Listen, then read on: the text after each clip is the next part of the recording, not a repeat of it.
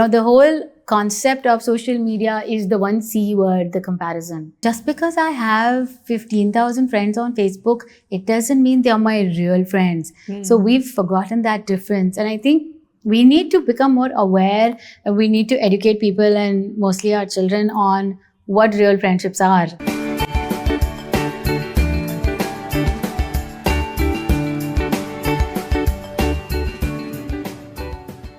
Welcome to today's episode. We are exploring the psychology of fear, accountability, and the digital world. With AI and social media shaping our lives, understanding their impact on psychological well-being is more important than ever. Joining us is Dr. Shefali Batra, a leading psychiatrist who combines clinical expertise with mindfulness and cognitive techniques. Through her initiative, Mindframes, she helps individuals and organizations build self-awareness and emotional resilience. So let's welcome Dr. Shefali Batra. Hello, doctor. Welcome to Empiria Connects. Thank you so much. I'm so happy to be here.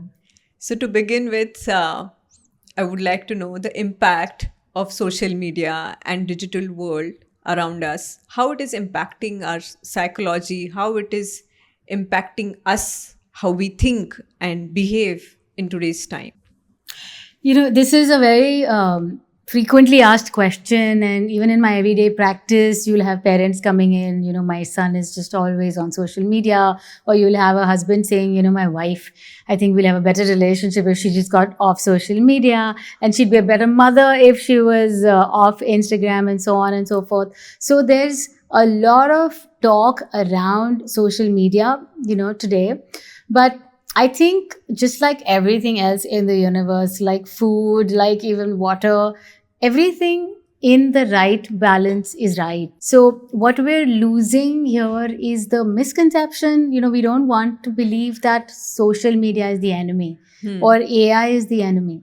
These are tools which have been created, but we unfortunately are replacing ourselves or real life with these tools. So that is where I think we go wrong. So what's essentially happening is we have more of a real life than real life. And living in a virtual world is just never going to be as fulfilling as the real world. You can have virtual reality headsets and put yourself in the most beautiful location on earth, but how about just going to the next door garden and just, looking at the plants and looking at the flowers and smelling their fragrance. I think we've forgotten to do that because of social media. So we're living more in a fake universe than the real one. That's where the problem is coming in. So it's the overuse and the misuse, not the use, which is a problem. I think social media was built to connect, but I think because of overconnection in the virtual world, we are disconnecting from the real world. That is the problem. I was actually coming to this point where we are connected with so many people on social media, and some people we know, we had lost the contact or touch when we were in school or something. We're, a little older, Yeah. we're Gen X, right? Yeah. So for when I logged on to Facebook because I had moved to another country, and I said, hey, I don't know anyone here. I just logged into Facebook after some 7 years, before, and it popped up 7 friends in, your neighborhood. It's like, wow, I was in the United States of America and I found a friend within 1 kilometer. And I said, wow, Facebook is so cool. I hadn't gotten onto it since the past 7 years because I was just busy working and living the real life. And that's when I recognized and realized that, I'm talking about 15 years ago. We didn't have other apps. So it was Facebook. Now we have everything else. Yeah. So it's an excellent way to connect. It's an excellent way to reach out and reconnect with people you've lost touch with. But what happens after that is the next question. True. If you become obsessed just that I have connected with 10 people, 20, but I have to connect with 500 new people every day and I want 1 million followers eventually, at that time, the comparison with other people. I have these many friends, that person has those many friends. Yeah. I honestly, today also, I say I probably have 5 friends. And I can show you my phone. I have maybe 13,000 numbers, but I can tell you I have 5 friends. So I know what friends are, and just because I have 15,000 friends on Facebook, it doesn't mean they're my real friends.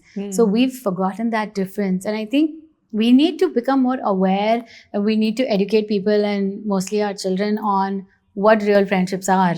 Yeah. Because it's becoming too fake. It's Yeah. becoming too plastic, I would say. There's no reality left in the universe with the way we're going. So when it is likes, subscribe, and you said, having 13,000 friends. 1,300, 13,000, 13 million. Yeah. You know, after So the the with number the is zero like or the- two, Yeah. you just keep So adding. when you talk about social media, or you're talking about likes and subscribe, and then you're talking about, how many lives people are watching your show or something like that.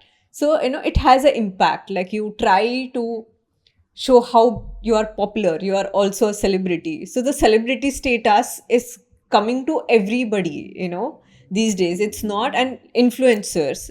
This is also an influencer era. So everybody is trying to influence other person in some or the other way. But what happens when it doesn't happen? So that actually has lot of impact on personal lives also. Have you seen some cases like that? We've seen a lot of cases like that actually of late. You know, the practice of mental health, practice of psychiatry. So, been practicing now. Well, I joined psychiatry in 2001. So, practically 24 years of Yeah. being in mental health. The problems have evolved. Yeah. Right? We didn't have these problems earlier. Correct. I think we had real depression and real anxiety those days. Fine, I understand, anxiety of going to a top floor of a building because chakkar aate hain niche dekh ke, Yeah. that kind of an impression, or anxiety about an exam. Today, it's an anxiety that I have not gotten likes. I posted, and in the initial, 1 year maybe, look, I've seen a bit of Bollywood, I've seen a bit of actresses from TV, here, there. So talking about celebrity, it's that I had a lot of work then, I don't have work now. Or I have someone who says, I'm a little old, I might not become a movie star at this age. That anxiety is very different from the real anxiety or a phobia that we used to see sometime earlier. So we have created new avenues for sickness and illness. We have created new avenues for people to get sicker. And though I am in the trade and in the business, sorry, I wish we did not have these problems. I'm waiting for the day that I would be jobless, when people would not have anxiety and sadness and depression. And I probably do another creative branch of work because I love creativity. But we're unfortunately stuck, and we're generating more problems. Yeah. Can you even imagine that if I had to work on something, I had to create something, but the fact that X amount of people have not given me X amount of likes, I can't sleep tonight. I mean, gone were the days of bed bugs and we couldn't sleep. And today we're not able to sleep because I didn't get the desired amount of likes. So are we really moving in the right direction? The whole concept of social media is the one C word, the comparison. It's the comparison, and we have access to see how many people like this actress versus me. Let's talk of just two Bollywood actresses. Both are very famous, both are very rich. Correct. But if one has more followers or likes than the other, and honestly, what is a follower? Again, follower, the definition has changed from what it used to be earlier. So who is a follower? It's that I become great because somebody's following me. I mean, I'm great, I believe, because I already am great, but I don't believe I'm good enough if I don't have X amount of followers. That's a very new problem that we've generated with the comparisons. And social media has given us the full freedom legitimately to watch how many people are following whom. For example, I had someone the other day who said, I was following X person's account, and I figured that person got 500 new followers just yesterday. And I did not get those many followers just yesterday. So now we're actually gone on such a micromanagement of someone else's account to recognize that I'm not good enough because just yesterday I didn't get the same number of exponentially increased followers. And then we're going to enhance our sales of antidepressants and anti-anxiety and insomnia medicines. It's very shocking the way our world is moving in this direction. So when you see person coming to you with this kind of anxiety, what is more? Anxiety is more, depression is more, loneliness is more. What is increasing in today's generation? Let's be honest. Okay, I'm a psychiatrist with an MD in psychiatry. Know all the diagnosis, DSM, Diagnostic and Statistical Manual, ICD, International Classification of Diseases. We have 5 illnesses in psychiatry. Okay, we have anxiety, we have depression, sadness is on the spectrum. We have panic, we have phobia, OCD. It's all anxiety. Correct. I think barring anxiety, depression, schizophrenia, and everything else coming around this, adjustment problems, relationship problems, exam phobia, heights phobia, elevator phobia, we only have a handful of diagnoses. I don't think the name of the diagnosis really matters, that, oh, I'm anxious. No, doctor, I'm anxious. I'm not depressed. See, we see the inside of the mind. Yeah. Okay, we have this particular axis in our brain. It's called the HPA axis, hypothalamus pituitary axis. Now, your stress hormone is released as much in depression as it is in anxiety. So it's not very different. And to be really honest, majority of the antidepressants are anti-anxiety drugs too. But also the correction of a psychological problem is not a pill. So how does it matter whether we're seeing more of depression or more of anxiety or more of loneliness? It starts off with a feeling of inadequacy. Okay, loneliness is a very good word. I like it that you brought it up, because you could be all alone by yourself and not be lonely. And you could be in a room filled with 500 people and still be lonely. So that's the perspective you think. Now, I think, wow, she's got 17 million followers. I have not even 1700, for example. That doesn't define whether I'm a good doctor, right? Based on the number of followers. So, but if I choose to believe that this person is better than me, then I am making that comparison, not somebody else. I choose to compare. I choose to feel inadequate, and then I choose to crib, and I choose to brood. And over a period in time, when my brain gets conditioned to doing so, I choose my own depression in a way. I choose my anxiety. So when you ask the loneliness, yes, the sense of isolation, because I'm in a room filled with people, all of who are superstars, because they have a lot of followers. I'm just the only non-superstar, is what people tend to believe. But is that really true? I think there is no truth left in the universe. It is only a perception of the truth. Who is pretty? Miss Universe is the prettiest woman on planet Earth. But she got a chance to go in the pageant. She got a chance to represent her country, win. She got a chance to have the financial support, emotional support, all the backing to go for an international pageant. And she won.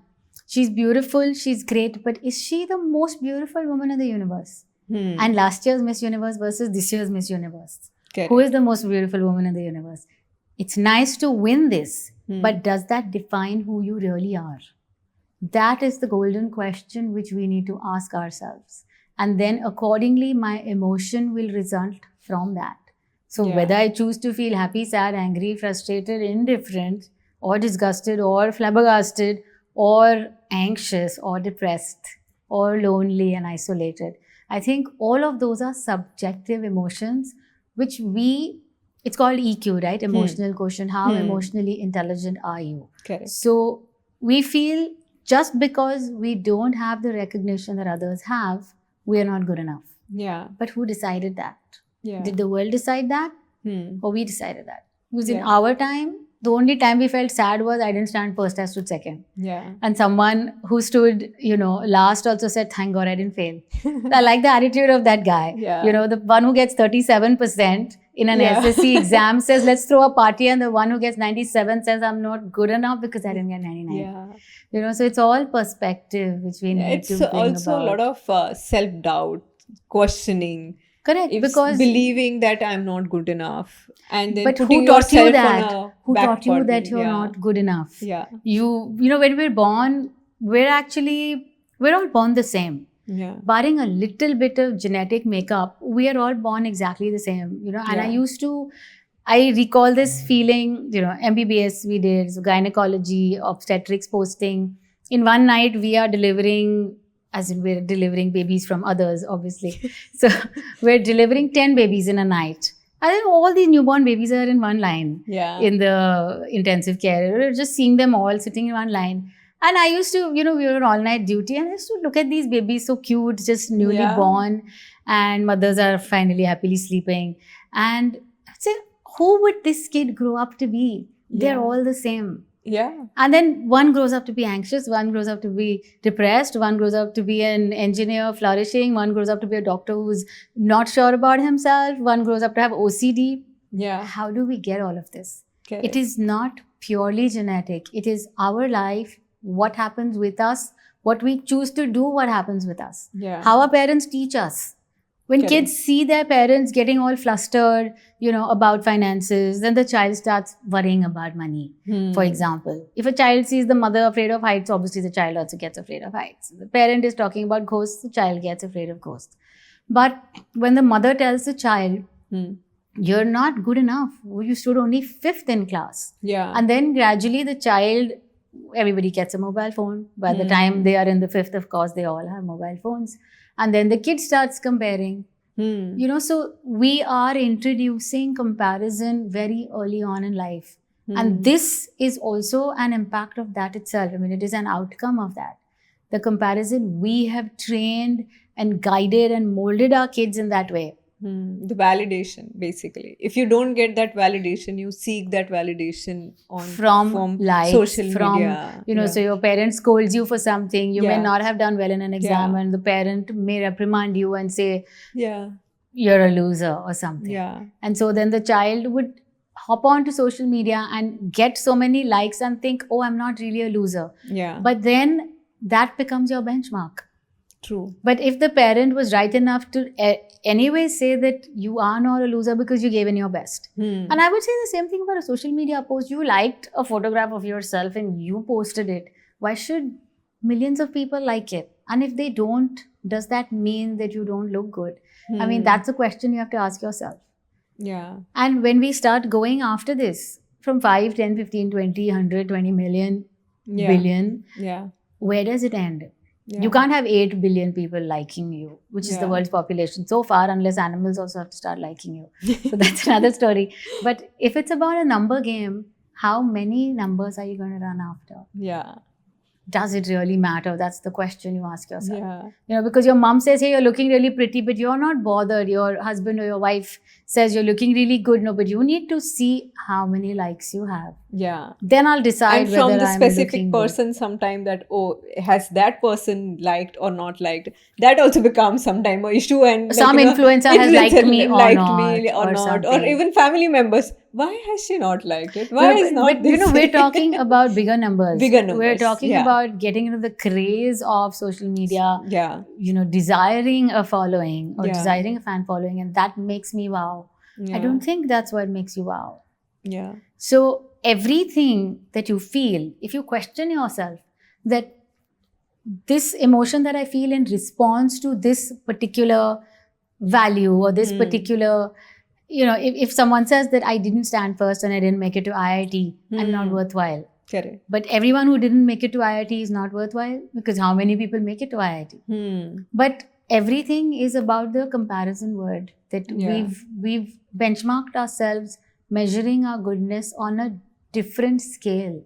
But we're probably using the right scale to measure ourselves. So we will always not add up. Couple of weeks back, I saw a commercial which is like, you can talk to Siri and Alexa, that is there. Then there is new thing, Gemini, you can have a conversation, you can ask question.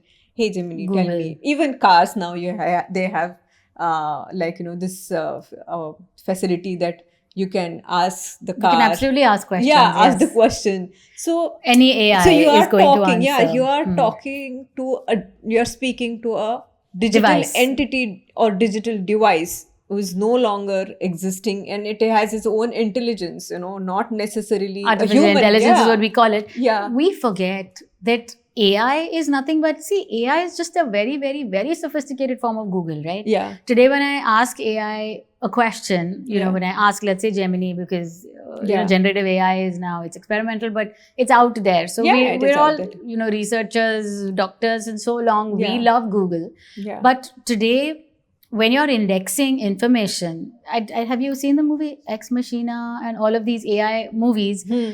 Artificial intelligence is nothing but festering on the intelligence or the know-how of the universe, putting it all together and creating a conclusion out of it. Correct. So if today I'm going to ask a ChatGPT or a generative AI or Gemini or Siri, hey Siri, which is the best restaurant in town, Yeah. for example. Yeah. It's giving me an answer based on the reviews from these 10 sources. That's what we call indexing. Correct. Right? Now, AI seems very lucrative because it is indexing from so many sites all at once, which I on my own can't suddenly tell you. I mean, I'll be really honest. Somebody from Paris connected with me and said, Doctor, did you know you are the best therapist in the country? I said, I don't think there's anything like the best, but why are you saying this? He said, I asked ChatGPT who's the best cognitive therapist in the country, and it said you. I said, maybe it's just not indexed right, or it picked up some reviews from somewhere. I didn't think that I'm the best therapist in the country. Like, it didn't make sense. How can you believe? Of course, I'm really happy that the patient came to me and was happy with me. We did a good 13, it's a standard structured setup that I have of 13 weeks of CBT.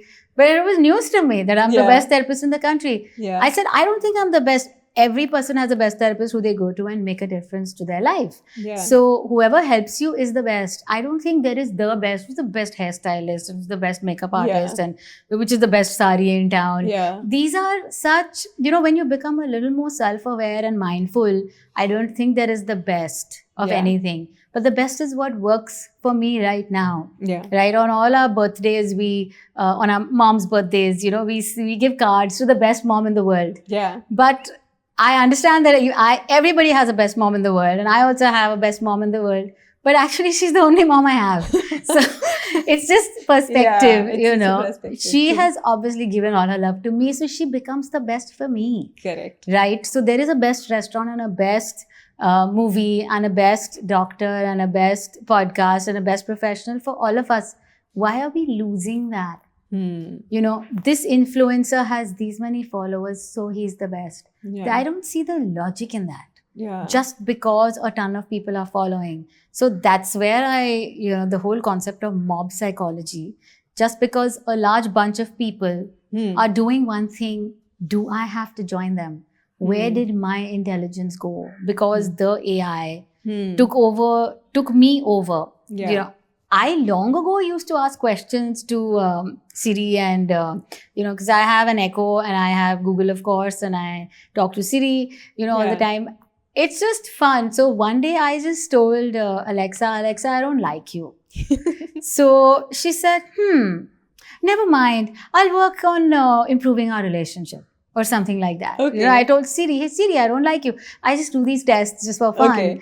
And once I actually said, hey Siri, you're really nice. She said, that's really nice to hear. And I'm glad you feel that way.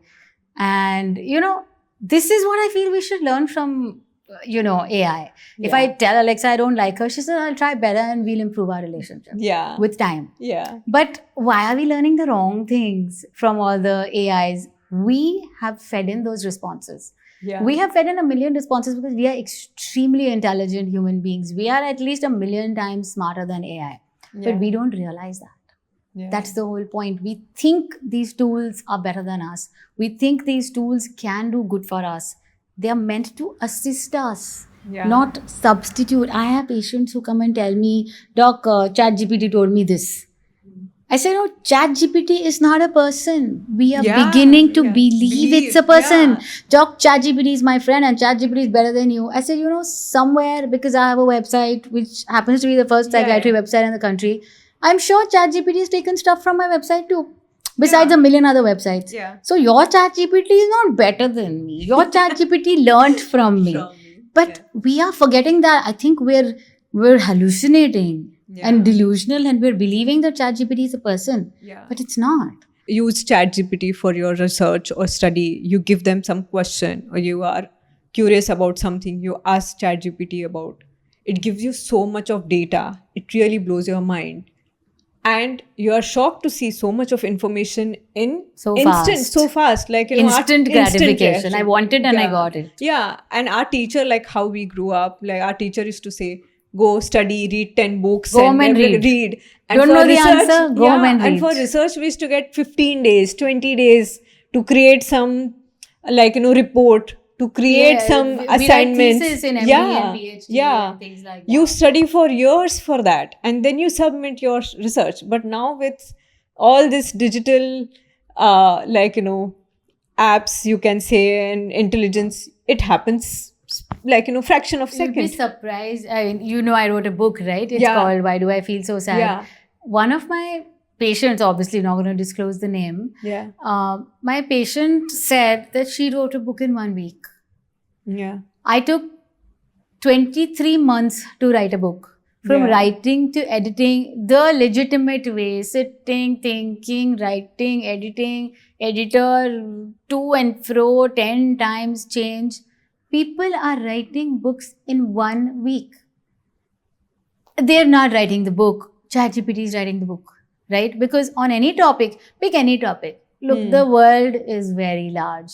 I don't think there's any book on any topic that's not been written. You know, when I wrote a book on depression, I thought, does the world need one more book? But no, we always need a new perspective. So it's New fine. perspective, for and sure, people yeah. read my book and people like it. But people are writing books in a week.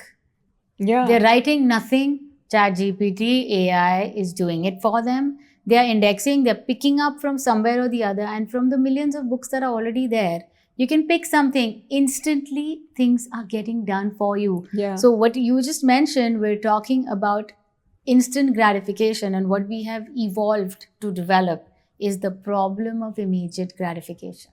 So this is called the pig. A lot of us in the universe have the pig. I mean, personally, I don't think I have it because I'm aware of all of these concepts. But what you just mentioned, that you want to write a research paper, 15 days to just look up. We used to go to libraries because Yes. that Indian Journal of Psychiatry, the American Journal of Psychiatry, the PCNA, that document, where am I going to find it? I want to open it and read it Read it. and learn. But today, everything online, and you have someone doing all that homework for you in a few seconds. Yeah. So you'll have the entire article coming up, just out and ready in front of you. Of course, universities are developing algorithms to pick.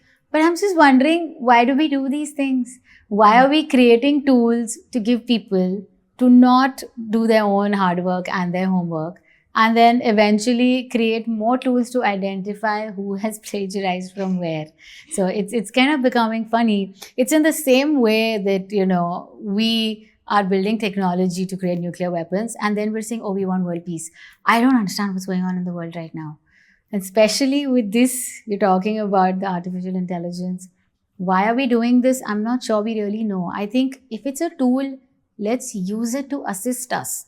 But let's not read on the side to educate ourselves on the subject. If it is my MD thesis or my PhD thesis, I need to work on it. Yeah. That we're somewhere missing out. Let me tell you, those who are doing MD and PhD are definitely working hard because it's a different track. I'm worried about the middleman. Yeah. The students who... And I'm worried about students. The middle Children. students Yeah. I'm talking about. The ones, look, I know those who super want to excel. I think they still work hard. I will Yeah. not deny that they're not working hard. And then those who are not even barely passing, I can imagine that they would use these tools to pass. But there is a whole category of, you know, like I think the 95% and above are definitely authentically good at what they do. It's the 62, you know, honestly, the 40% is not even using ChatGPT, because if he was, he would do better. Yeah. But I'm also concerned about the teacher who's grading, no? Yeah. So when we're using these tools, we're teaching our brain to not work hard. Yes. Yes. What I feel the mission always was for us, we don't care about marks, we want you to work hard. But today it is the smartest person is the one who's doing it the fastest. How silly are you that you're not using AI to do this? Yeah. This is the way I hear it about Instagram Reels, I hear it about the presentations and videos I make. Yeah. Even about books, I told you, my Yeah. patient wrote a book in 7 days. Yeah. So that's because she didn't actually write it. It was ChatGPT who wrote it. Now, what credit should we give? The book may actually look good. Yeah. The book may be good, the book might sell. But what is that really doing to you? Are you feeling really happy that you wrote a book when you actually didn't write it? Is we it should- giving you satisfaction of writing? But I think a lot of people in the universe have become happy with this fake satisfaction. That's the Okay. thing. We're feeling very happy about the fact that I could do this in the least time. I used to feel happy about the fact, I sat all night to do this. I just feel so good. Though it was a night of lost sleep, I feel so glad that I could write this paper. But how many people feel like that?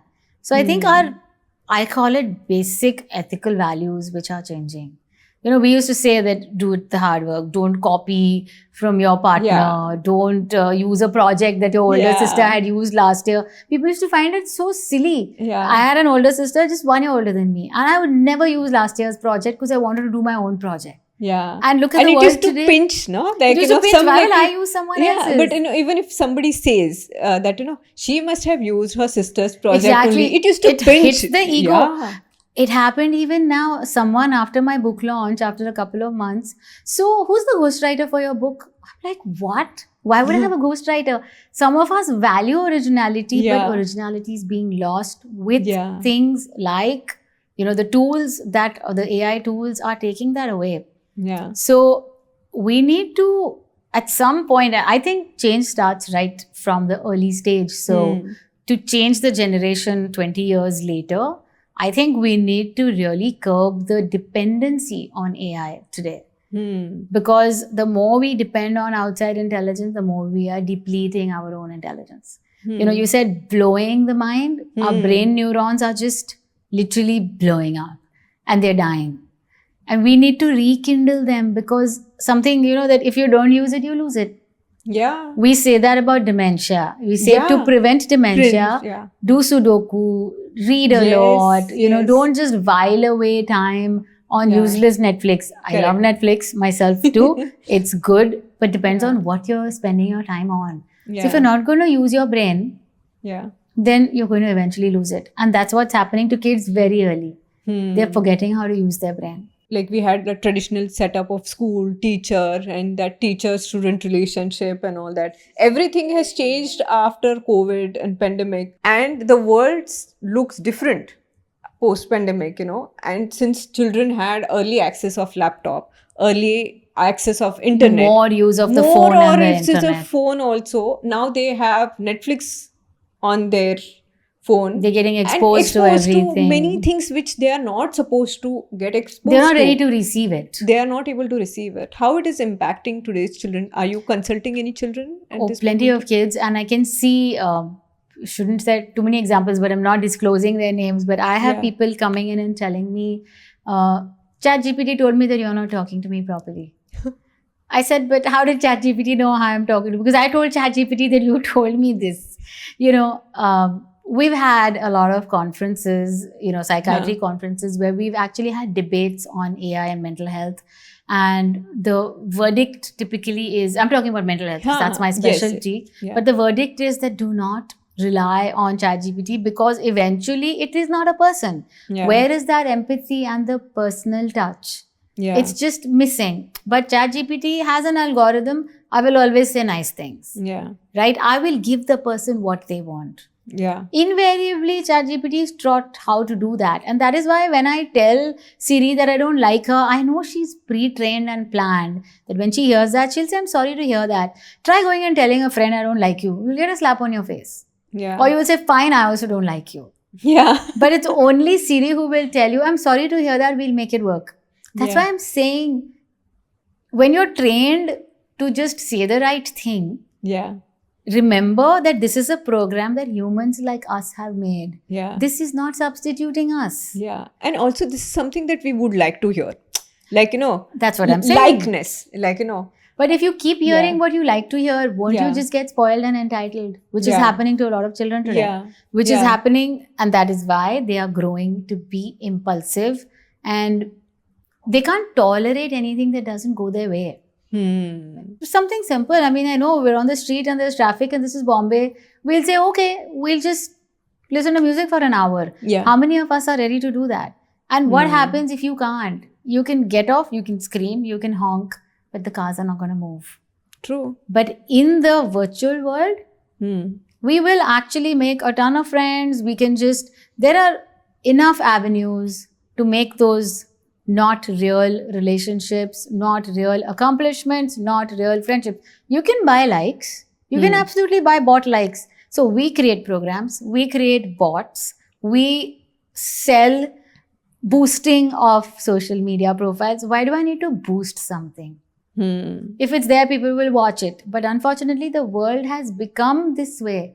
Every child wants to be a social media marketer because Yeah. you don't need to study for They it. also discuss, oh, you are not on social media. You are not You on must be this abnormal to point." not be on social Yeah, media. Why yeah. are you not on social media? And people, parents especially, they also feel a pressure at one point that, oh, my child is not on social media. So my child is being left out. Left out. And me, what if he doesn't know how to use it correctly? FOMO, Because the his FOMO. future is that. This is FOMO, and there's so many terms like that, they are like just floating around. No, but the future is not pure technology. The future is humanity assisted with technology, which we're failing to realize. We're thinking, are you ever someday? I personally am not sure if I would like to go only to a robot for a surgery. I can go to a Yeah. doctor who's using a robotic mechanism for the surgery. Yeah. But I would find it odd. So the same way I was going to create a chatbot for Yeah. my website, for an AI assisted chatbot. I tried to teach the chatbot. Somehow the chatbot was learning the wrong thing. The Oh. chatbot was saying a lot more than I wanted to say because it wants to be nice, but I can't only be nice. Sometimes you have to hear things which are not nice. Correct. But with the increasing use of AI, we have lost our tolerance to not listening to things that we don't like. And what does that do in the long run? The kid gets everything from parents. The kid thinks that I'm good. Have you seen how parents, if they're running a race with their 3-year-old, Yeah. have you noticed that the father will always lose? Because Yeah. he's running and he'll run slowly, Yeah. right? And this kid, when he runs a real race in life, he recognizes that I could beat my father in every race, but I can't beat the other kid in class. Yeah. And I would always tell parents that don't overdo that. Sometimes make your child lose so that your child knows how to lose, because life is going to slap your child even if you don't. Yeah. We don't want to slap our children, but unfortunately, life will still slap them. So Yeah. then, do they know that sometimes we have to wait for what we want? Kids don't know that. Yeah. So this PIG, problem of immediate gratification, everyone's got the pig. And everyone's becoming a pig in the process of getting the pig. But we need to deal with this problem of immediate gratification a lot more. It's becoming a very serious problem. And we're not recognizing that all our kids have this problem. Because Yeah. if they don't get their answer, or if the teacher says that I think this is not originally written, there are ways to find out, right? Plagiarism Yeah. checks and all of that. We are creating those softwares also. So Yeah. then the kid doesn't know what to do. Then the kid says, let me hire another teacher who I can pay to write my assignment. But what's happening to the world? Do I want to go to a doctor who has become a doctor like this tomorrow Yeah. when I am old? And so I'm afraid of the new generation, the way they're growing up, that what are we going to trust in Yeah. them? So now if you go to any family function or gathering, the kid who clicks better picture is always popular, and like, okay, you click my photo. By the way, I am that kid because I like clicking good photos. But Yeah. but again, It's there's just a like, personal if you're skill. good in something, you get that too much attention, and suddenly the other people like, I don't click that picture or what? But that's Am I not a comparison. resident? That's You are getting comparison. having that comparison. Same time, like, you look, her paper, her writing, her project looks so clean, neat, informative. Your is not It's like not- that. But wait, Yeah. this was true even 20 years ago. Yeah. But 20 years ago, we had to work harder. By the way, I used to get Yeah. prizes in handwriting contests. So we had to work hard to create these good-looking things. Yeah. But today, we either use a software to create this, Yeah. or, like I said, the sense of entitlement, and we have things coming too easy Yeah. to us. And do we really want that? I mean, people can get ideas for movies, for Yeah. a lot of creative creative. ideas True. from AI, because AI is indexing everything and giving you the best of these million options. Yeah. And it looks quite original. Yeah. But there's also, by the way, one defect, thanks to AI, if you've heard the term homogenization. Okay. That- I don't know that. I don't know. I have people on my team, I tell people to write articles and, so many inputs I need to put. So I'll ask someone on my team to write an article. It takes me just a few seconds to figure if ChatGPT has written it. I don't know. I mean, I have that knack and I can see that this is not authentic, but how do I have that knack? I don't know. Maybe I'm an expert in my field, so I know what's authentic and what's not. There is something very homogeneous in the AI. So it will pick from the top 10 sites. For one, it is not going through a million. It's just picking the True. top 10. If on a Google search, you have 10 on the first page, and ChatGPT is pretty much going to pick from there. Any good AI will say, I want to pick from the top 10. Why will I go on the 100 to the 400th article? Correct. Right? So after a certain point, it seems very homogeneous. It just seems very superficial. The originality, the authenticity is definitely missing. So I think we need to be aware of this, and experts in the field, I think, will become aware sooner or later. If not soon enough, after a little while, they will. So, like I said, universities are creating algorithms and softwares to avoid kids from using these things. Yeah. Because the children are being further more and more motivated to not use your brain. If you're using your brain, you're abnormal. So the other app is like, about writing. Like we used to write a lot. We used to like, when Actually we were writing. learning 1, 2, 3 or ABCD, we used to just like, there was a I slate. had handwriting books. My mother made us do handwriting books till 10th standard. So That you, improved like my you handwriting. repetitively write that alphabet, or those slates used to be there where you are writing. Kids don't and know like- slate. What No. does slate even mean? Yeah. Blackboard? What is a blackboard? So they like, from there, then right now it is a keyboard, a keypad in your phone, which like, you just move the finger Yeah. and it gives you the Absolute. spelling. Or So you have a typewriter. kids don't know spelling these They days. don't know, yeah. Kids don't know spellings. They absolutely don't know. They don't know vocabulary. They don't know grammar. Yeah. They could become very educated in their field, graduation, masters, PhDs, but sorry, they don't know grammar. Because they have softwares that will do it for them. Yeah. Free or paid softwares, but they don't know these things. I give a lot of importance, for example, to grammar, but kids don't. Students in 12th and 10th, they have to give exams, like they have to write an exam. Suddenly they feel a stress of writing. Correct. Suddenly they Because feel the muscles a stress haven't been used. and they find a stress in like sitting for so long in one place, They get not cramps in their having any legs. Yes, digital all of these access, things. no digital world around. It's just a pen and paper. It's and like suddenly, a withdrawal reaction from an Yeah. addiction to yeah, digital technology. yeah, They can't think straight, and it's like a person who consumes alcohol and doesn't get alcohol one Yeah. day. The body goes into a withdrawal state. You Yeah. could even get seizures, your hands start trembling. Our Yeah. kids are getting worse than that. yeah, Like I said, they can't breathe without a phone. yeah, That I'm suffering. How am I going to survive without my phone? yeah. Or if my phone fell into the water, oh my God, it's not working. Yeah. That is the best thing that could happen. Your phone fell into the water. But yeah, that But- also happened. Like we used to remember like addresses, phone numbers, and we used to like remember the map or like directions, how we reached to Yeah. one place. Now it is so simple. Google Just Maps, put a so- Google map and Well, then you are I'm a friend is culprit just- there because I don't. I use Google Maps a lot. But Yeah. now that you say it, some of my first friends from. I got a mobile phone in 1999. I think that's Yeah. pretty much 98, 99 was when phones came out. So some numbers, 9820041280, 9820190239, there are just like these numbers Yeah. in our head which are so plastered because those were the numbers of the Numbers. first few friends Yeah. and the first few family who Yeah. got phones. Yeah. So today, those numbers are still plastered in their head. The friend has changed the number 6 times from that time. Today, I don't remember Yeah. her number, but Yeah. I remember her first number. At that time, we knew that if my friend has a phone, I should know her number because yeah. logic, one day when I'm left without a phone, I should know who to call. Who to call? But I don't think today people don't know their mother's phone number. Yeah. Because they don't want to use their brain. You see, if I don't need to use my brain, I won't use it. Yeah. You see, I have to protect it and preserve it for a rainy day, and then I'll use my brain. This is where the kids have come to Yeah. these days. And, if Einstein used 5 or 6 or 7% of his brain, I mean, our kids are using 0.001%, I feel. Like, I think we really need to shake them up to put their brains into action because they are rusting. They Yeah. truly are rusting. They're not using it for anything. Everything's just ready-made.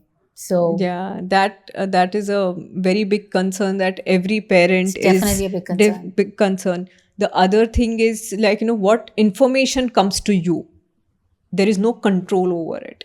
So as an adult or to the child, you mean. to the child. So parents or our age, we understand, we can filter the good part of the We know what to information, take and what to not discard. to take and what to discard. these But kids take children everything. They take take everything. everything. Like, a 8-year-old has a brain of, like, it's like a sponge. It will want to have all the information in the brain. Like, they store it. No, like I said, they don't know how to process all Process of it all, it yeah. absolutely rightly. Yeah. They're taking in a lot, but they don't know what to do with it. What to do with it? Yeah. So they take in something and they try to imitate it. Yeah. For example, I mean, kids today are imitating abnormal traits and abnormal qualities of stars and, influencers. Yes. And that's not appropriate. Yeah. I mean, so many suicides, so many self-harm attempts. All of this is because some celebrity was doing it this way. So I should also do it this way, because I will also... Look, I do career guidance for kids. Okay. Every kid comes and tells me very smartly, Doc, see, I want to do a career in which I have like 2 criteria. Huh. Point number 1, it should be a lot of money. Point number 2, it should be zero hard work. And they say it so straight face, and I'm like, थप्पड़ मारूं मैं, तुम्हारे parents ने मारा है, And मैं you मार are देती हूँ. talking to a person who has done And I'm hard saying work this publicly, and so I everything. wonder if my children clients will stop after saying that. But it just rushes through my head. How did we reach here? Yeah. How did we reach here that a kid can come to a professional like me? The parents are paying me money for it to guide you rightly. Doc, just 2 things: lot of money and no hard work.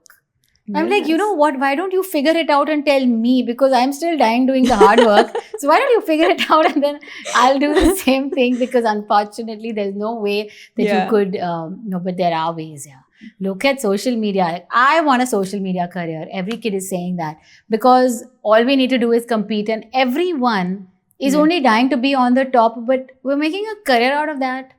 I mean, I'd rather go back and do farming. But you sustain. Because it's more lucrative. It makes more sense. Yeah. How is it that I want to spend X amount of money to become the number 1 in this location or in this expertise or something? Why do I need to put money for it? It's not making sense. True. But the world has become that this is all that matters. Nothing else matters. Yeah. So when I tell kids, I said, but who's going to be a doctor? Like, we are good doctors. We did real hard work. So I asked the kids, who's going to treat you when you become old? Oh, robots will treat us. But who's going to train the robots? Yeah. If all of us smart people who've done hard work are going to die one day, then what's going to happen to the children? Yeah. Then they're like, we'll see. Yes. AI. What is AI? AI is not a god. And I don't even know if our kids believe in God, but that's another story. Yeah. But we have made a reality out of this artificial. The name is artificial. Don't forget. It's artificial. It's not real. But we forget that.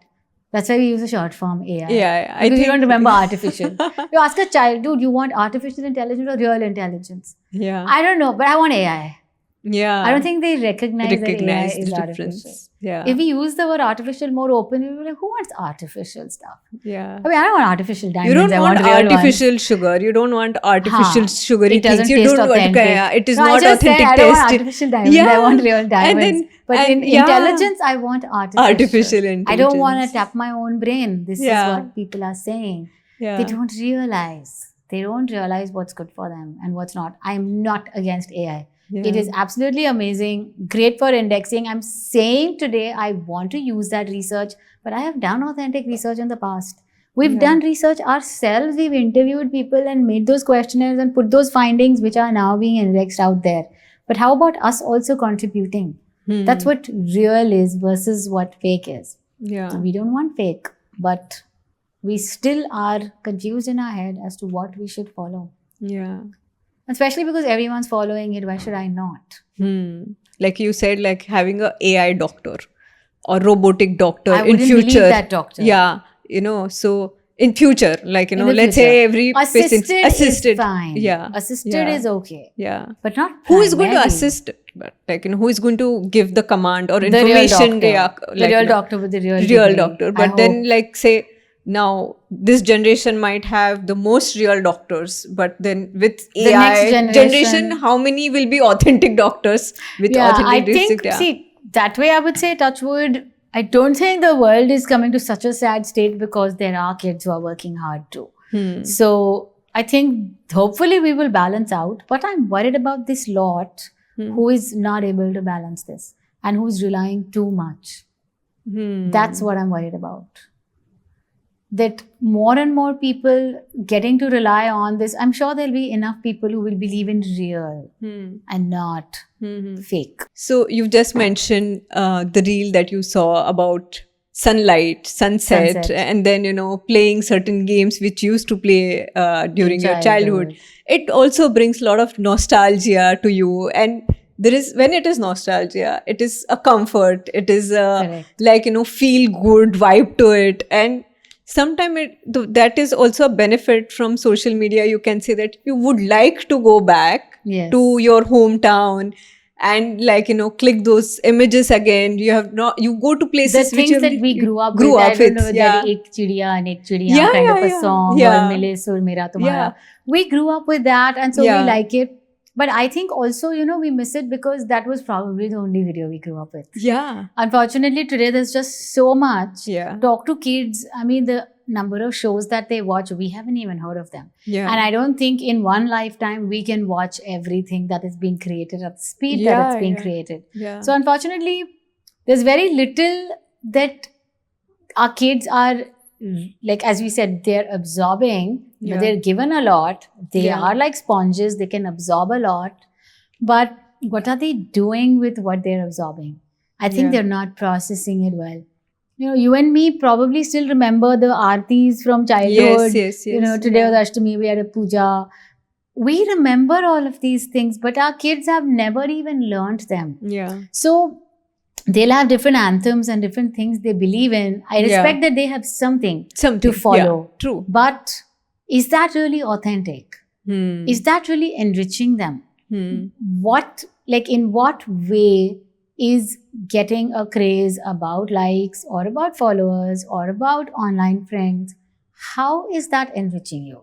If you have real friends, at least it's enriching. We know something good coming out of it.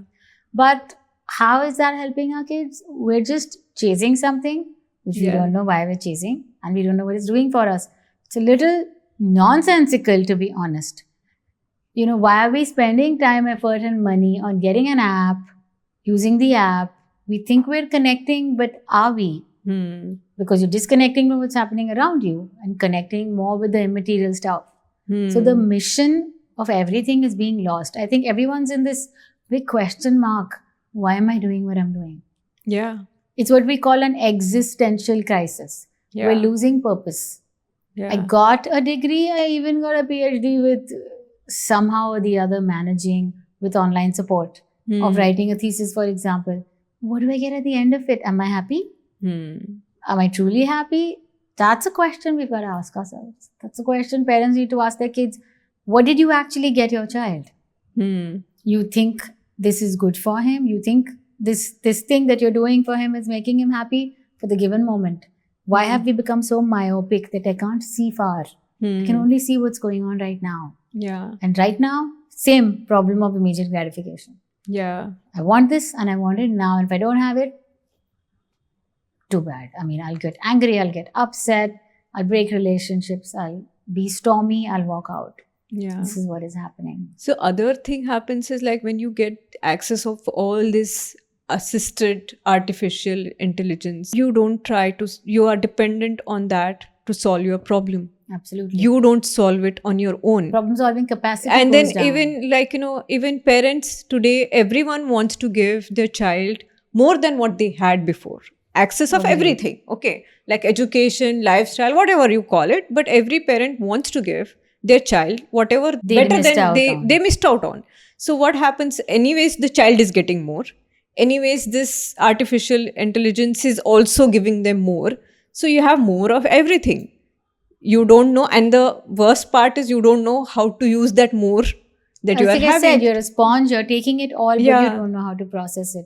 So there's a storm. How does instinct work in that case? Like human instinct, I like that word instinct or the gut feeling. you know, the gut feeling is not actually coming from your stomach, right? Yeah. Or an instinct. An instinct is not just natural. Yeah. An instinct comes, or we also call it wisdom sometimes. That Hmm. wisdom is really the way the artificial intelligence is indexing information from many different sources. Yeah. Our instinct is our experiences which got conglomerated into a certain pattern which we learned in life. Yeah. You know how I think at our age we know if this person is talking like this, it's not really Yeah. authentic. True. That's you know, true. someone's just trying to make me feel good, or someone's just trying to manipulate me. I think Yeah. we recognize that. Our kids don't recognize that. They've not had real life experiences to recognize when someone's being manipulative, Hmm. for example. So that's what your question about Yeah. instinct really means, that Yeah. do I recognize emotions? Yeah. Just because we've seen a smiley face, just because you see a kiss doesn't mean the person's actually happy with you. True. But we've lived in the fake world. Yeah. Personally, I've done it. How are you? I'll send a smiley face even though I have a terrible headache. I'll just Yeah. say I'm fine. Yeah. And, you know, I'll just say I'm busy or something. But I don't think I have sent the right message on that chat to the person about how I'm feeling. Hmm. And people sometimes call, I'm like, hey, I'm a little busy, but I can chat. Because I don't feel like talking. And I'm actually very irritated. Hmm. But I'll still talk to be polite. Now, I'm doing it because I want to be polite. But are our kids doing it rightly? Yeah. So I think that authenticity, that instinct has gone because the capacity to recognize emotions or emotional quotient is gone. Because kids don't have much of an EQ today, because the EQ comes when you meet real people, you have real experiences, you understand your emotions, you understand someone else's emotions, and then you make the best outcome of each other's emotions, which our Hmm. kids don't have. Because they Yeah. don't know how to connect with people. At least the ones who have been extremely connected only through apps. Yeah, to devices, playing too much of games and all that. Sometimes they forget that, some act some act can hurt somebody physically. It can actually But give the injury character or something. in the video game could just get up. Yeah, and it get up. So we have kids who are punching other kids in the stomach and rupturing their Yeah, intestines yeah, at that the happens. age of 10. Yeah, I've yeah. had people like that here. I've had people like that abroad. And abroad, I guess the rules and regulations are a little more stringent. So the parents end up paying a lot of damages, which I respect, that if you've ruptured the intestine of another child. Yeah, But your child was not born to be a murderer. yeah. But somehow he just thought this is fine. Yeah. Because the character in the video game did it. Yeah. So why can't I do it? But that's a video game. It's not real. This kid can get really hurt. Yeah. But nobody recognizes that. Yeah. The kids don't realize that. Also, when you give access to phone and access to TV these days, and we had channels like 1, 2, 3, or like then there was name and all that thing. Now you have millions of channels, and especially OTTs. Correct. I mean, you don't need a TV. You have a mobile devices yeah, enough. everything. So when you give phone, you give access to that personalized account also to a child. So even if you say that, okay, this is age criteria is there and all that, it takes a few seconds for a child to... There's no real ID. Yeah. There's no real ID that's to being many asked for. So the phones, child yeah. can say, Yeah. and again, not to disclose with details, but I have had 8th standard children who said, I know where to get a fake ID. In different Yeah. countries, we know where to get the fake IDs. I mean, I won't name Yeah. them, but the different kind of IDs. And the in different curiosity also places. plays, na? Why it is opening in their phone, it is not opening. The curiosity builds, and then you like, kids are anyways curious and they want to have an answer, and they have different ways But of the like curiosity getting the answer. in the wrong dimension dimension. is going to lead them Yeah. to wrong outcomes. Yeah. And we're not recognizing that. Yeah. So kids are trying all sorts of things. Yeah. I mean, we don't want to talk of Yeah, kids, obviously how it is. the Yeah. disastrous But, consequences with kids trying things. Yeah. But they really don't know. But I think we should not be surprised. Like there is a web series. I don't want to name that web series. Yes, I I saw know what it you're talking in, about. in Netflix, and then as like I was shocked to see that child doesn't recognize that he did a crime because he thought it is not a crime. Exactly. So that's Yeah. where the empathy is lost. Empathy cannot come by talking to a machine. Have you seen the movie Her? Yeah, yeah. You know the movie Her. Yeah, everyone And the is movie talk, Her obviously. is very old. I think Yeah. the movie came way beyond its way before beyond its time. before its time. Yeah. And you saw that scene where for a moment when the app was disconnected, Yeah. there was a global shutdown. Yeah. And that guy went crazy because he was in love with Yes, yes. And yeah. after she came back and she said, sorry, there was a glitch. Yeah. He asked her Yeah. in that scene in the Yeah. railway station when he was running, he asked her, how many people are you in a relationship with right now? Yeah. And if you recall, she said some couple of million or Yeah. something. Yeah. And that broke his heart. yeah. But did he not recognize that she's an app yeah. that he's in love with? Yeah. We forget. And in that film, the voice and everything felt so real, like to the you listener. could choose the voice. Voice, yeah. And that's how today we have different voices we can choose Yeah. even on our AI devices. Right? Yeah. I mean, you can choose Samuel Jackson, you can choose Amitabh Bachchan. I mean, Yeah. everyone's making money off this, Yeah. you know. I Yeah. mean, are we recognizing and realizing that this is not real? Yeah. You just, I mean, in our language, if you imagine something unreal being real, we call it schizophrenia. And what are we doing with the universe? With people are very legitimately believing in the reality of what is artificial. I repeat, the word AI has not changed. Yeah. Artificial intelligence, just recognize the artificiality of it. The other thing is like, how you have food detox and all that. Like, for mental detox, many people decide not to use social media, like, keep digital life and social media and everything away from 10 days and see how the detox happen. Does it really work? Because see, What's the after point 10 days, in it is not going. It is detoxification not if going to you're help. going to yeah. consume the toxin right after your Right after detox. yeah. So yes, for 10 days your detoxification, but after that you're back to the toxin. Yeah. So you're still ingesting the poison, if that's what you want to call it. Since you say the word detox, Yeah. I'm not saying that social media or gadgets are toxic. I do look at relaxing, calm videos before I sleep myself. And it definitely helps because you calm your mind. I create these videos also. Yeah. But you calm your mind before you sleep, and there's nothing wrong with that. Yeah. Some It's people just use what it. are Yeah. you doing with what is being given to you?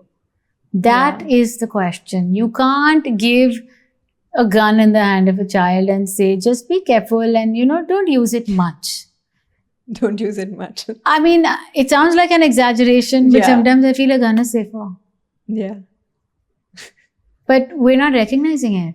Yeah. So detox is good. I would say any amount that you can detoxify, cut down the toxin. Yeah. But I think even for social media detox, we still have other options. Like just decide, I won't use it on the dinner table. So then give yourself the 20 minutes of break. Or I won't use it, or I won't keep it in my bedroom while I'm sleeping. Just True. charge it in a different room. Let's say remove the plug point in your room only, if you're so attached to it. But even within your room, not on your bedside, just keep it a little away. We are all lazy enough to not get up and access the phone. You wake up in the night to go to the loo, just go to the loo. Yeah. No, but first phone, and then you realize you were dying to go to the loo. Because the phone is more important somehow. Yeah. So many people use the phone, or technology, to play a nice, soothing music for That's sleep, allowed. for That's children, fine. and That's okay. But how you That's use it, nice. like I said, it's not wrong to use it. Yeah. It's just how. Moderation. The right content in the right quantity. So like I said, the right quality of content in the right quality, in the quantity is very, very good for you. Yeah. But you have to decide that, to be mindful of it. I think it's the mindlessness of use which is creating a problem. Since I just asked you about detox, I heard about FOMO, and then there is new term called JOMO. Can you elaborate on that? Because I don't think a lot of people People know know about JOMO. it, They yeah. know FOMO, the fear Yeah. of missing out. I think Yeah. I'll be the candidate for JOMO, the joy of missing out. yeah. I see this a lot in my practice. So I would say a ton of people who come to me talk about FOMO. Okay. And I told you, comparison, envy, Yeah, jealousy. This one's married, I am not. This one's got this car, I don't have it. Yeah. This one's got this job, I don't have it, and so on and so forth. So I'd say, so they're like, Doc, but you keep telling us, you don't think, you never get FOMO. I'm like, I'm sorry, FOMO is something I've never known. Because I've never needed to ever feel smaller because of something that somebody else has. It's just the way I think. If someone else has it, good for them. I don't have it, but I don't need it. So I don't see why people can't think like that, and people find it they say, Doc, you're just weird. I get this a lot from people. You're weird. So as long as I'm happy and content, it's okay to be weird. But that's it. The joy of missing out, that let me shut my phone and let me stay away from the rest of the universe for these 3 days. And that is my joy of missing out. It's that I want to miss out because I do not want to be part of it. So it's precisely the opposite of FOMO. Okay. If FOMO is your recipe to unhappiness, JOMO is your recipe to joy. Okay. You know, so like I think FOMOs give remember the F word, FOMOs give fear and JOMOs give joy. Okay. You know, so do you want to keep having like the fear of missing out on something and believing that it was really, really important to me that I missed out on it, or just have the joy that I don't even care about this? It's not that I don't care about it. I care about it, but I care about my happiness more. Yeah. I care about my contentment. Why should I compare myself to someone else? Yeah, he worked hard for it. He got it. He's happy. I'm also working hard. If I want it, I'll get it.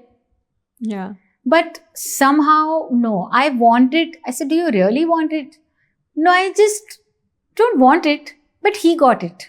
So why don't I? Yeah. Some very senior executive in a multinational, you know, went for dinner to someone's house, his friend's house, and very nice friend and everything.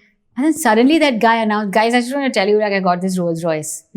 And everyone was like clapping and champagne and all of that. And this particular person, who's my client, said, how did he get a Rolls Royce? Like, did he get a promotion without me knowing? Or is the boss extra happy with him? I said, do you know anything about his other investments? No. Has he invested XYZ in this? Because I knew about this person where he had invested. He says, I don't know. I said, what if he moved all those investments and put it into this car? I said, by the way, even if you get a free Rolls Royce tomorrow, do you want it? He said, no, even one, you know, any little scratch on it would cost me a lot of money or something. Or one wiper breaks or something. It's just going to be too expensive. I said, I give you a free Rolls Royce, you don't want it. And here you are envious of someone who has bought such a high expense proposition, which might cost him a lot in the future on a Bombay road. Yeah.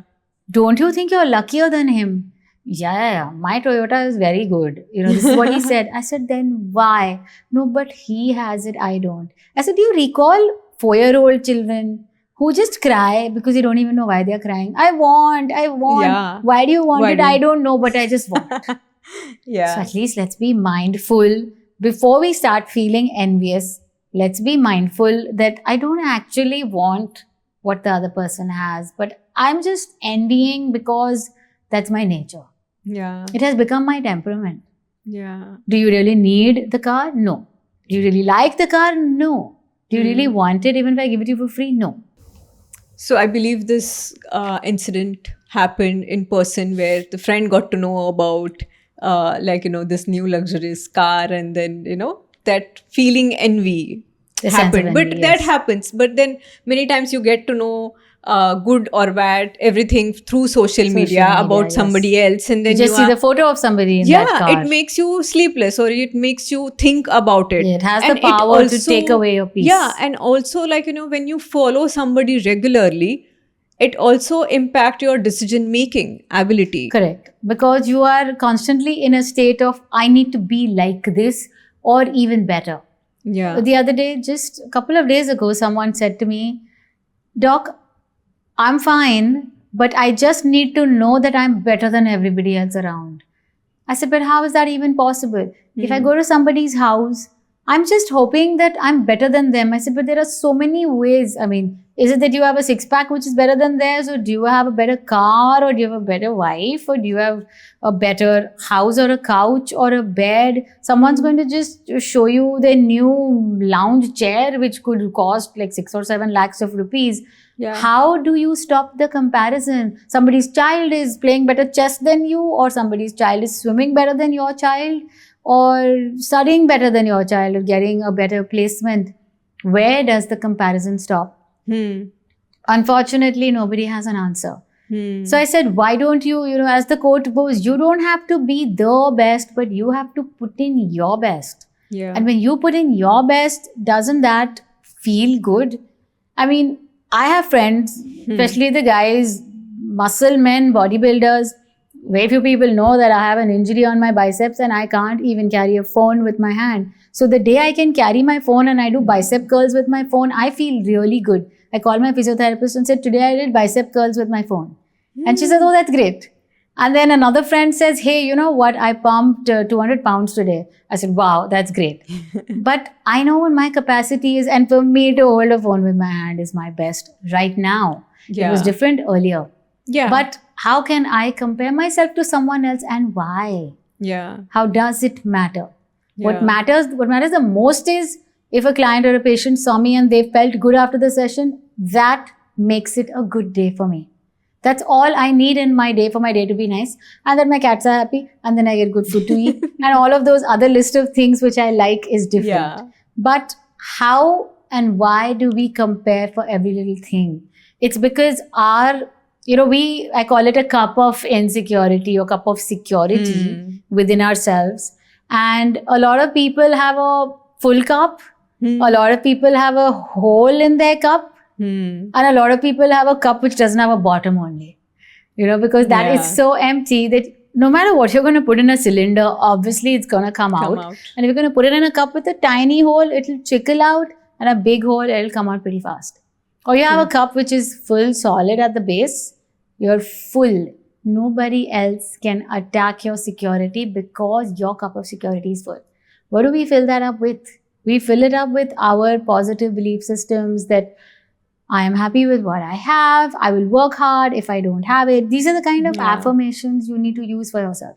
Yeah. That I don't have it, but I don't even need it. Yeah. That's what cognitive analysis and restructuring is. That let me restructure the way I think, because how I think is going to make me feel a particular way. So I need to just see it differently. You don't have to change the thing. You just have to change the way you see it.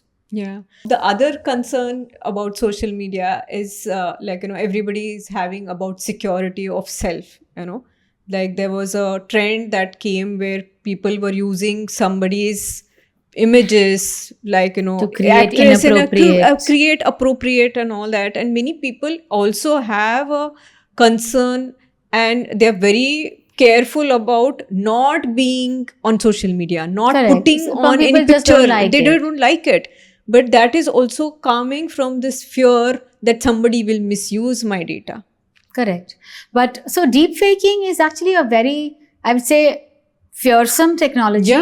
Because we are recreating images, audios, and videos. So imagine you could create a video of a person, simulate their voice using AI.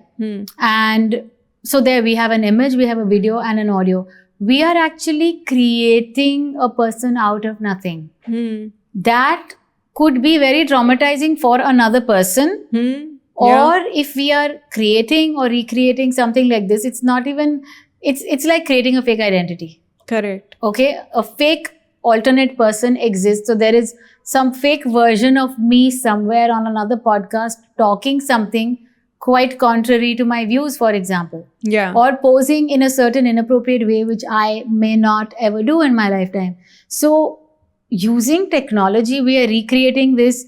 I think this is worse than nuclear bombs. The degree of damage that we can do to people's reputation. And it has a lot of legal, ethical, several consequences. I mean, it could be that we use videos and audios as evidence in courts of law. So if we can recreate a fake video and audio, then we'll say that this person committed this crime. I mean, I'm just thinking aloud and thinking, even if we don't go to that extreme, but the fact that we could put a picture or a video of somebody which has been recreated, I think we're really misusing technology in this sense. And even coming from deepfake, if we want to recreate images of someone, let's say, who's not alive anymore, is that really normal? I think it's a little, I mean, it was okay to see it in a movie, but in real life, is that healthy? I don't think it's healthy. It's holding on to, I think we're getting obsessed with immortality. And is it really possible that we are not going to die, or we are going to keep people alive with something like this? It's just unhealthy. And also, adding to this, when we go on social media, we post pictures where we are only looking beautiful. And after age also, like, you know, that person is of that age, but with filters and with so much of Usually this happens a apps. lot on dating sites. It's called they- catfishing and kitten Oh, fishing. okay. The term, wherein on dating sites we're using our own photo. Photos. Sometimes you could even use a photo of another young person. Hmm. So you're trying to look better just to attract more people. More people, And you yeah. get people emotionally involved with you, and then eventually when you meet the person, you just assume that the person will still be in love with you, but Yeah. it doesn't work that way. It's very traumatizing. The first impression is so shocking. Like when you see some person in Correct. real, that person looks so different in phone and WhatsApp. And it's a momentary pleasure. Maybe you just got the pleasure out of the few weeks of chatting. Yeah. And then eventually, when you finally meet the person, you still may eventually break up because the person doesn't like you for who you are. It's not about superficial looks and vanity. It's the Yeah. fact that why would you lie? Yeah. It's called catfishing and kitten fishing. And it's obviously very traumatic for a person who's looking out on a site for a partner, and they assume that people are going to be authentic.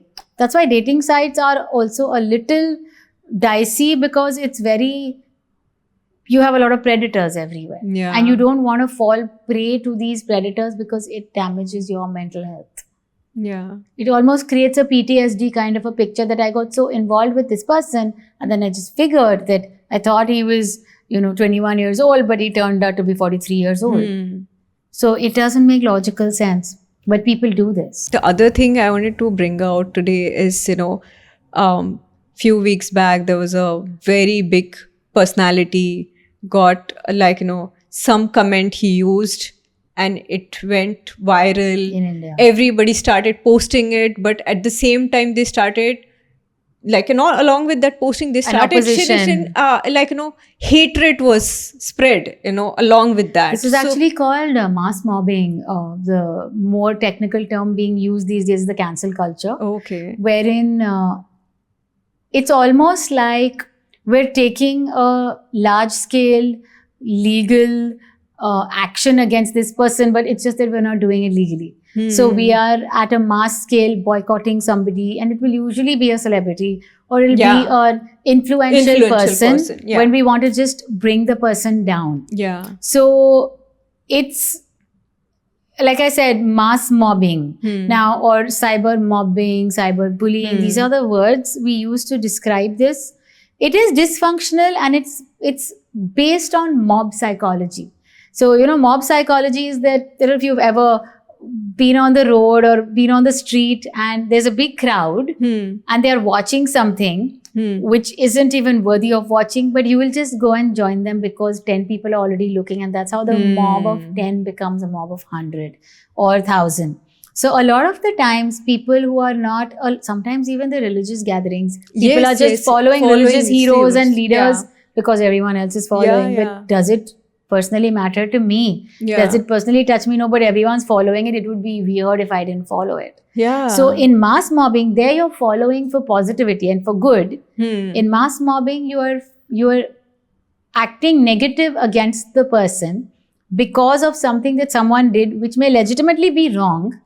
But it's like taking the law in your hand, and the way if 1, 2, 3, 5 and then 1 million people or 10 million people oppose this person, to cancel this person's goodness or wellness. This person was good. It could be a film star who's probably into drugs, or it could be a music star who was into a sexual offense, or it could be a religious leader into something. I do think it is right because the person deserves punishment. But what if the person didn't deserve it? And when something like this goes viral, a simpler word of it was called trolling, where a person is and that was negatively people. But cancel culture is, I think, a very large scale form of trolling in which you are seeing to it that by virtue of the numbers, this person gets cancelled. Like, I want to cross this person out, but I'll use this cancel culture. And there are a lot of people, just to put it, for example, an anti-mask or a anti-vaccination culture, for example, in the pandemic. I would say all of these are, it's not exactly a cancel culture, but I'm saying when a large group of people begin to follow one thing And then a lot of people start again accepting it. So the outcome of it could be bad. So who decides whether that culture is right or wrong? It depends on, obviously, if people are supporting a good cause, I would be for it. But are they just supporting it without thinking? But mindlessness is a big problem. So if you're mindful and aware and you support it, it's fine. But if you're mindlessly going to do it, then there's something very wrong there. So that's what cancel culture, if the person deserves to be cancelled, good. It's a public form of punishment. Yeah. But what if the person didn't deserve it? Yeah. And then that reputation universally, we just have this one planet Earth, and as small as it looks as a pale blue dot, it is still a pretty big planet. Yeah. So it's very important for the reputation's sake. So I think we should be a little more aware. People should at least be aware that don't just follow something without thinking and don't just reprimand something without realizing what it actually is. So coming to, like, we have almost discussed parenting, children's behavior, even ourself and like somebody else's social media impact on our lives and all. What is the takeaway that you would like to give our audience about social media and AI intelligence? I would say social media is a big boon. Artificial intelligence is a blessing, and some extremely intelligent people have created it. I've met with so many engineers worldwide and discussed so much about AI, and I lived in the Silicon Valley for a significant amount of time. So just by virtue of being around technology, I absolutely appreciate, respect, and love technology and all the advances that we're making. I think sometimes it's just so awe-inspiring that, oh my God, this is also possible. And it's beautiful to have all of this, but I just think the misuse is what's creating more problems in the world than benefits. But if you want to stick in the zone of benefit, I think let's use it more mindfully. Let it be something to assist us, but let it not be something to replace us. So use AI to get, I'm not saying use AI to get friends, but use social media to get friends. You use AI to research a topic better, but that does not mean after the AI has written it, you're not going to reference it at all. Yeah. So that's what I mean by make good use of it, use the literature, use the awareness, use the tools, use the resources, but don't misuse them or substitute them with what's actually real. Yeah, on that good note, we wrap up this session. I'm you. Sure our audience is going to benefit a lot from this episode. I hope so. Thanks, Doctor, for coming. Absolutely, my pleasure. In the digital world, fear and accountability are deeply intertwined. Social media amplifies our instincts, whether it is a fear of being judged, the need for belonging, or the rush of public outrage. But real accountability isn't about punishment. It's about understanding, learning, and evolving. As we navigate this online era, let's remember, true change comes from awareness, not just from reaction. Stay mindful, stay reactive, and most importantly, stay human. For more such updates and podcasts, subscribe to our channel and stay connected with Imperia Connects.